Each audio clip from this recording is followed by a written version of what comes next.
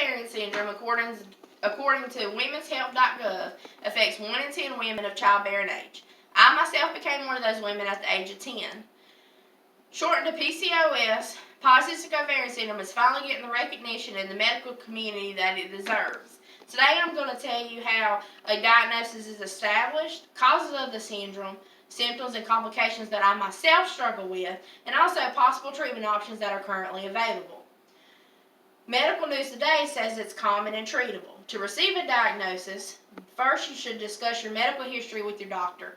This will include your weight, your blood pressure, your cholesterol, and your family history, as well as your menstrual period history.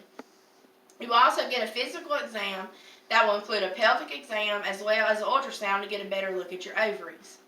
Official cause has not yet been identified, but according to the Mayo Clinic, they say genetics play a major factor in developing this. Because it's a hormonal disorder, insulin also plays a huge role. The inability to control your blood sugar levels causes your pancreas to produce more insulin, which causes your body to also produce more testosterone. Every woman already has a certain amount of testosterone. When it becomes a problem is when you develop too much testosterone. Symptoms and complications of PCOS usually start whenever you have your first period or you gain a significant amount of weight. The tricky part is PCOS causes weight gain, but weight gain also causes PCOS. Irregular periods and heavy periods are also very common, and because of the high testosterone levels, you end up developing excessive facial hair, body hair, and male pattern baldness.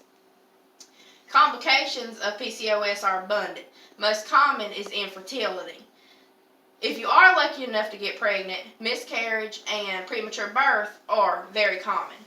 Gestational diabetes, pregnancy-induced high blood pressure, fatty liver disease, sleep apnea, metabolic syndrome, depression and anxiety, high cholesterol, and cancers of the ovaries and other reproductive organs are very common. Because of the insulin issues, type 2 diabetes is also very common.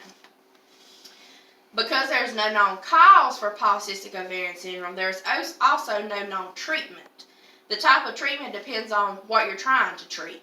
If you're trying to conceive, infertility drugs as well as lifestyle changes can help. Birth control pills are also prescribed to help regulate your periods, reduce painful cramping, reduce heavy bleeding, and control the hair growth and acne. Metformin helps to control the high sugar levels that it causes you to have.